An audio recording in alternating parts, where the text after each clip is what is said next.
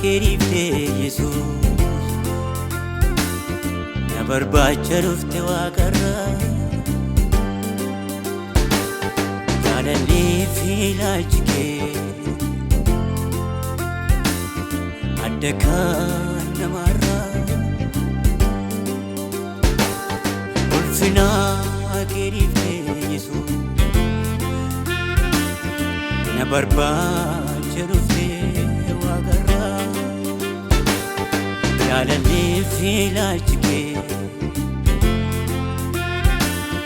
adda kan namarraa dhimma koo fi golgootatti fannifamtee lolaaftee dhiigaa anaafoo maallan taane abbatee tesoo jirma jiidhaa dhimma koo fi golgootatti fannifamtee lolaaftee dhiigaa anaafoo maallan taane abbatee tesoo jirma jiidhaa ati maallan taane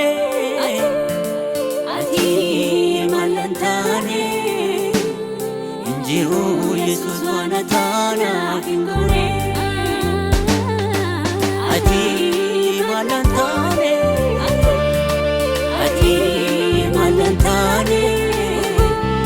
Injiru Yesus wana tana kingore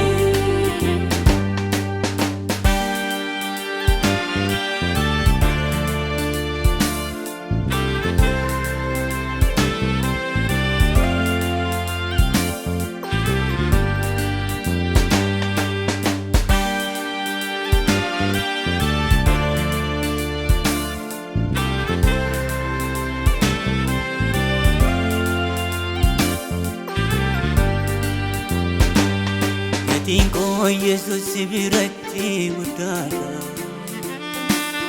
jaalalaatiin naaf qabdu gubaadha naaf mallatteessitee waadaa cimaa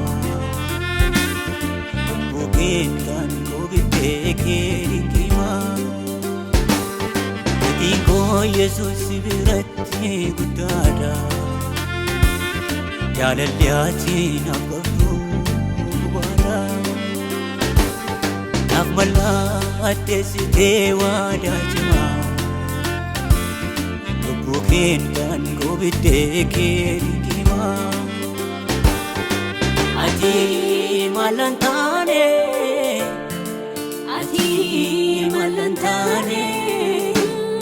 injiru Yesus wana tana kingore ati maallan taane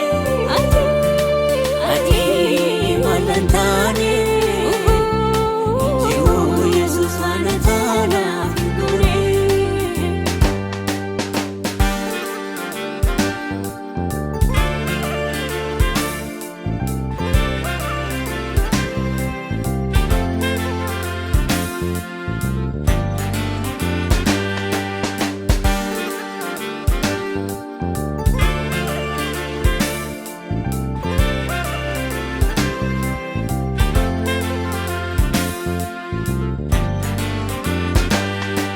Bajoo jala Yesus bunko simbate bilisa oton sen qabane Kristo maltuna olcha badisa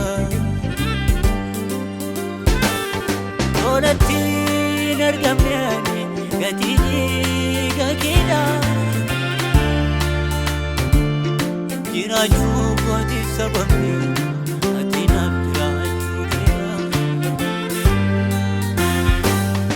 olatti nargamne gatini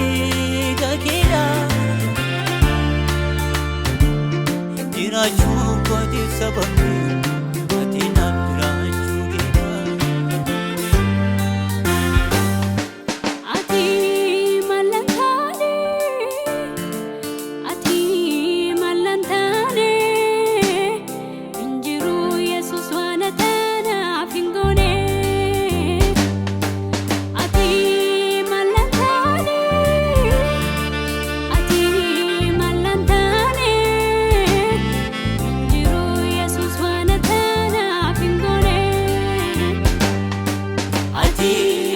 malantane ati malantane injiru yesus wanatana fingure ati malantane